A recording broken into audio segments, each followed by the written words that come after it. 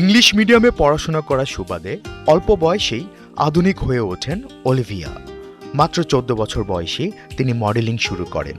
এরপর চাকরি করেছেন একটি হোটেলের রিসেপশনিস্ট হিসেবে। সেখানে থাকাকালীন কয়েকটি বিজ্ঞাপনের মডেল হয়েছিলেন।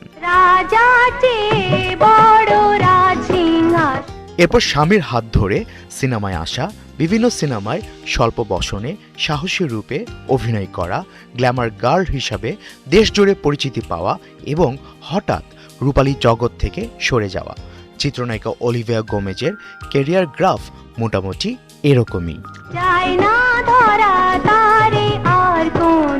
1972 সালে অলিভিয়ার বয়স যখন 20 বছর, তখন তিনি বিয়ে করেন চলচ্চিত্র পরিচালক এস.এম. শফিকে।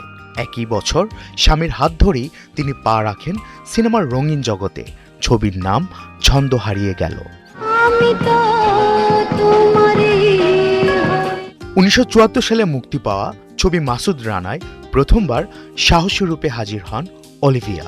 পরবর্তীতে আবেদনময়ী গ্ল্যামারাস চরিত্রে অলিভিয়ার জনপ্রিয়তা বাড়ে। অন্যান্য চরিত্রেও কাজ করেছেন বটে, কিন্তু দর্শক তাকে শুধু গ্ল্যামারই গ্রহণ করেছিল।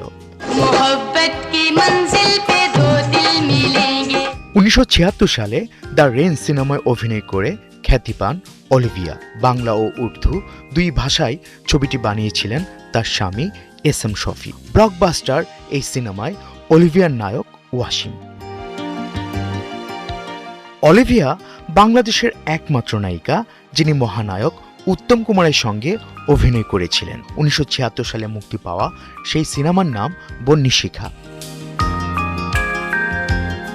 প্রায় 2 যুগের ক্যারিয়ারে অলিভিয়া 53টি সিনেমাতে অভিনয় করেছেন। এর মধ্যে উল্লেখযোগ্য মাসুদ রানা, দ্য রেইন, বন্যী শিখা, তীর ভাঙা ঢেউ, শীষনাগ, শ্রীমতী 420, জাদুরবাসী, পাগলা রাজা, ডার্লিং, হিম্মতওয়ালি, লাল মেমসাব, শাহজাদি, গুলবাহার। অলিভিয়াকে সর্বশেষ দেখা গিয়েছিল 1995 সালে মুক্তি পাওয়া দুশ্মনী সিনেমায়। এরপর তিনি ক্রমশ হারিয়ে যান কালের গর্ভে। নিজেকে আড়াল করে নেন রূপালীর লোকালয় থেকে।